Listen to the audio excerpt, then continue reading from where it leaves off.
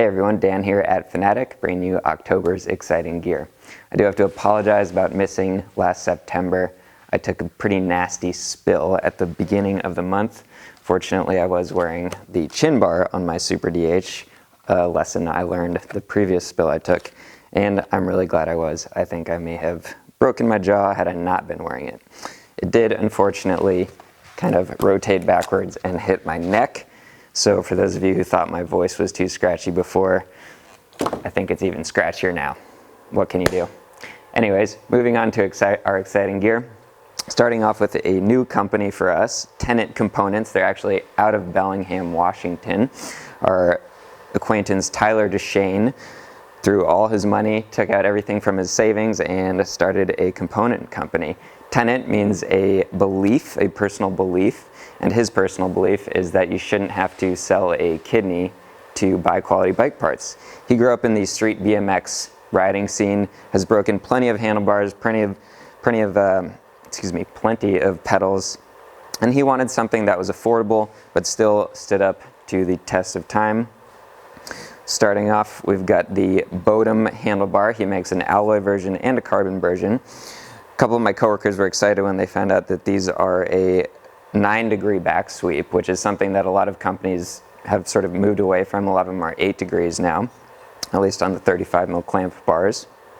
That is a personal preference thing, but something to maybe try out if you're keen. And they come in 25 and 35mm rise options, all 35mm clamp. Now, I've been using a 35mm rise bar for a while now. A lot of people ask me, is that too much? I don't think so, especially on the really long bikes of today. It kind of helps you pop the front end up a little bit easier because your weight's a little bit, you can get it a little back a little further. Also helps on really steep terrain, get that weight back a little further. They come 31 inches out of the box. You can have those cut down. He'll actually cut them down for you and send them that way. Moving on is his Nora Stem, N-O-R-A. This is a pretty industrial looking piece right here. Again, 35mm clamp, comes in 35 and 45mm long options for, again, all of today's really long bikes like the Ibis Ripmo, Transitions bikes that use their SPG geometry to push everything forward are all gravitating towards shorter stems like that. Last but not least is the FPT pedal. It's a pretty simple thing, nothing too crazy, just a alloy bodied 10-pin pedal. All these pins come in from the back side, so they're really easy to replace. Nice thin profile there, and concave, which is something that I personally really like.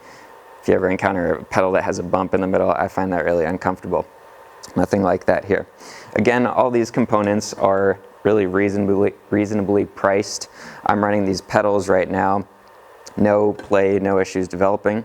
One thing that he offers with these is that for the first year, he has a pedal refresh program where you can send your pedals back to Tyler for free. He will replace anything that needs replacing, whether that's just as simple as pedal pins, even bushings, spindles, whatever it may be. If you've ever tried to replace the bushings on your pedals at home without the proper tools, it can be a major pain in the butt. So that he is willing to do that for you, all you pay for is return shipping, is pretty big, I think.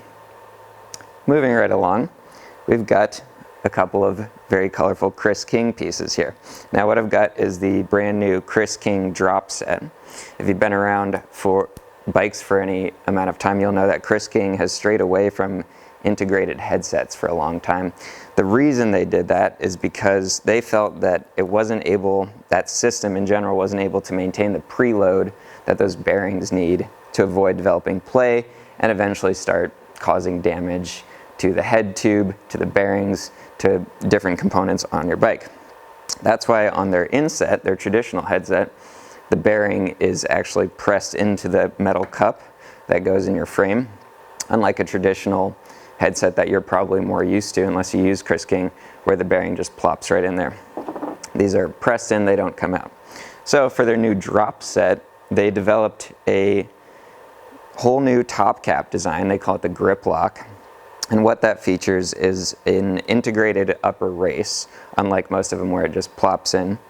And they actually separate it into two parts. It might be kind of hard to see, but there is an inner ring that clamps down on your steer tube, which is independent of the actual bearing race, which is what kind of keeps the bearing centered and preloaded. With this design, they've sort of decoupled the forces that go through your steer tube, and they say makes for a far better system that won't lose its preload on your bearings, making everything work a lot better. Now, they're only offering this in one size currently. It is the size that Santa Cruz uses, Yeti uses, the Ibis Haka MX cyclocross bike uses this size. It's by far the most common one.